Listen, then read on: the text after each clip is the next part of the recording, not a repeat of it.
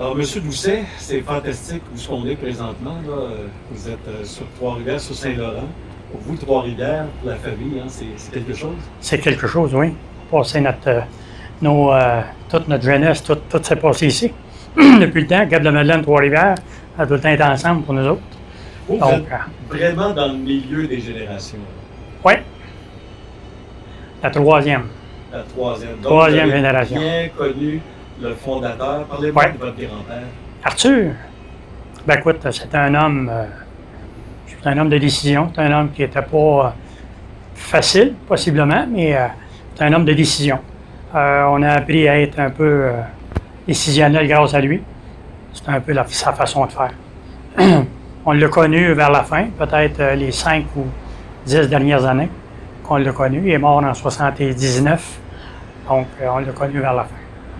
C'est rare, ça, une compagnie qui célèbre 100 ans. En plus, dans la même ville, puis en plus, la même famille. En plus, dans le même domaine. Donc, oui, ça a l'air d'être assez rare, oui. Mais là, on en voit un peu plus, là, dans 100 ans, là, qui commencent à apparaître. Là. Les 97 ans, les 98 ans, les compagnies qui ont ça, qui s'en viennent. Là. Mais non, c'est le fun, puis c'est quelque chose, oui. Ouais.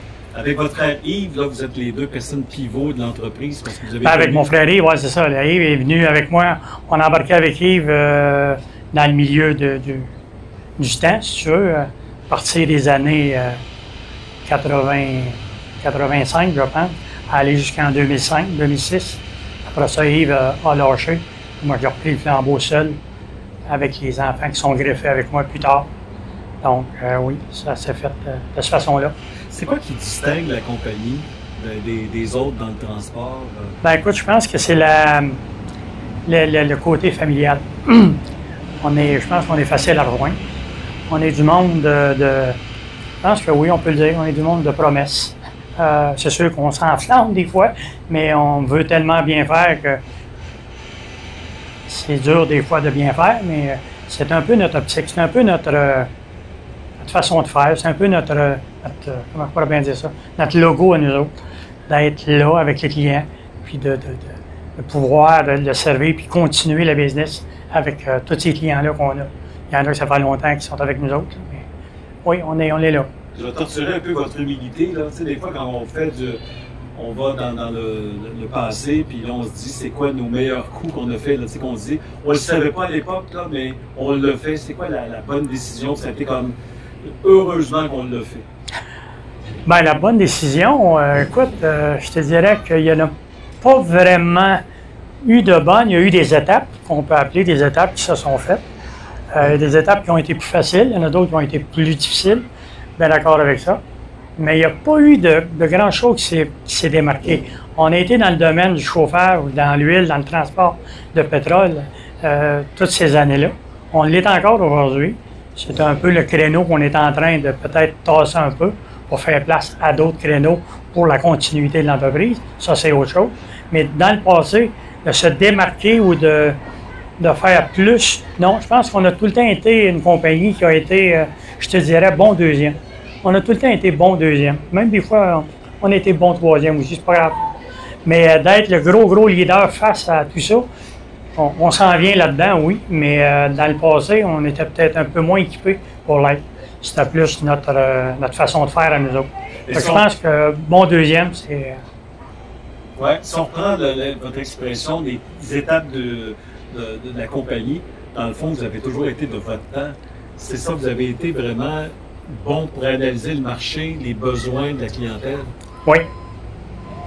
Oui, quand on a tombé dans le transport, on a lâché comment on pourrait dire ça, la livraison, la petite livraison de porte-à-porte qu'on a vendue à une autre compagnie. Je pense que ça a été une bonne décision qui a été bénéfique pour la compagnie. On était déjà un peu dans le domaine du transport, mais pas beaucoup. Et c'est là que ça a parti en flèche. Ça a grimpé. Pourquoi? Parce qu'on était déjà connus dans le pétrole, on était déjà connus dans le domaine. Donc, ça félicite un peu les choses. Ça fait en sorte qu'on a grimpé beaucoup là-dedans.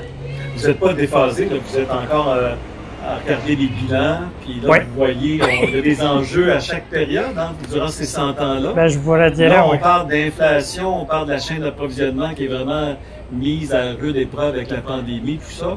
C'est quoi les enjeux que vous voyez pour votre compagnie à l'heure actuelle?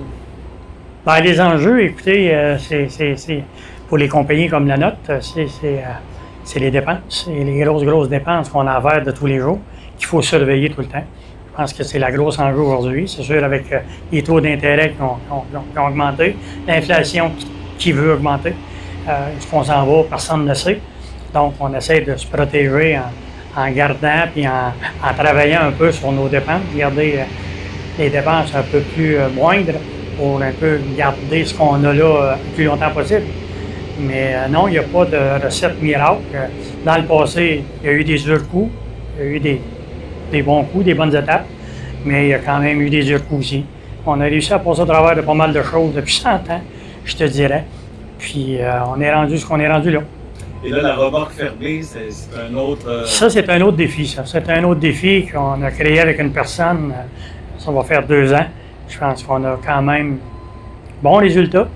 On est quand même bien placé dans le marché.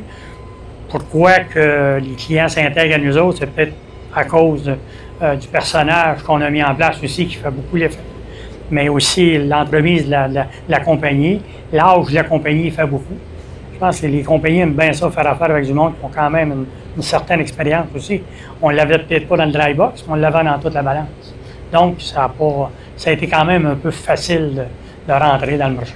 Puis, on est rentré un peu dans le bon temps aussi. Temps de la pandémie, tout le monde manquait de tout. Fait qu'on est rentré un peu dans le bon temps aussi. Donc, l'esprit familial qui demeure, puis la diversification des activités. C'est ça. Parce que faire ce qu'on a fait dans la pandémie, créer une compagnie dans l'académie, il n'y a pas grand monde qui l'ont fait, je pense. Fait qu'on a parti Express là-dedans, CCL Express, en 2020. On était en pleine pandémie quand on l'a parti. Donc, ça a bien réussi, ça a monté. Parfait. Bien, merci beaucoup. Super. C'est pas plus long que ça. Pas plus long que ça. Résumé. Tout est beau.